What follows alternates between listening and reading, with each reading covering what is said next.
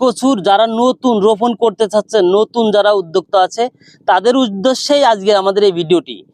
সবাই ভিডিওটা যেহেতু বিস্তারিত আলাপ করবো, লং হবে, সবাই পাশে থাকবেন ইনশাল্লাহ।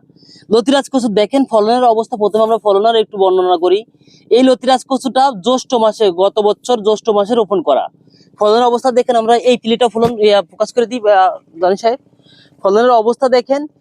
লতিরাজ কচু মূলত দুই সিজনে লাগানো যায়। সেটা হচ্ছে এক, আপনার যদি বৈশাখ জ্যৈষ্ঠ মাসে রোপণ করা হয়, এই লতিরাজ কচুটা ম্যাক্সিমাম 1 বছর, অর্থাৎ আগামী সিজনের বৈশাখ জ্যৈষ্ঠ মাস পর্যন্ত আবার থাকবে।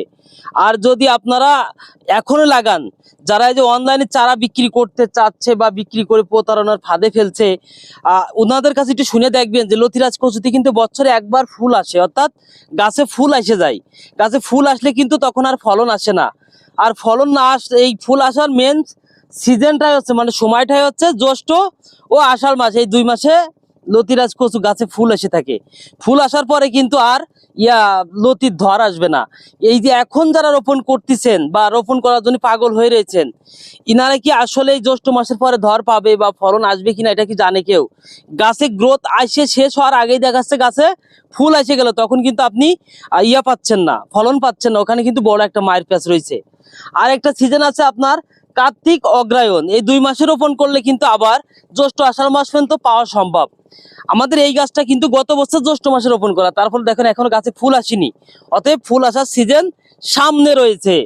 আমরা সবাই চেষ্টা করব, যারা যারা লতিরাজ কচু রোপণ করতে চাচ্ছেন, সবাই চেষ্টা করব জ্যৈষ্ঠ আষাঢ় মাসে, জ্যৈষ্ঠ মাসের প্রথম সপ্তাহতে শুরু করে আষাঢ় মাসের শেষ সপ্তাহের ভিতরে রোপণ করে শেষ করার জন্য।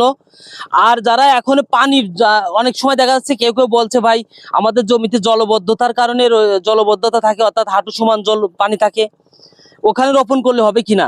দেখেন, আপনি যদি ওখানে রোপণ করেন, গাছ হয়তো বেঁচে থাকবে কিন্তু আপনার লতির ফলন আসবে না। লতির ফলন আসলেও কালার ভালো থাকবে না, আপনি মান থাকবে না ভালো, যার কারণে বিক্রি করতে পারবেন না।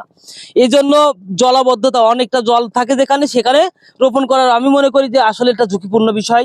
যদিও ওটা পরের সিজনে আবার লাভ হয়, যে যখন দামের বাজার থাকে তখন ইউজ পরিমাণে ফলন আসে। এই লতিরাজ কচুর ক্ষেত্রেই কিন্তু পানি উঠে গেছিল, ওই সময় বেশ খানিক পানি উঠেছিল, তারপরেও যথেষ্ট ফলন আসছে পরে। ওই সময়টা গাছ রেস্টে পড়ে থাকে। লতিরাজ কচুর সবসময় যখন হাই কোয়ালিটির গরম থাকে, রোদের তাপ থাকে অনেকটা, ঠিক ওই সময় আমরা যদি লতিরাজ কচুতে সার ব্যবহার করার সময় খুব হিসাব কিতাব করে ব্যবহার করি, তাহলে লতিরাজ কচুতে বড় রোগগুলো নির্মূল করা সম্ভব।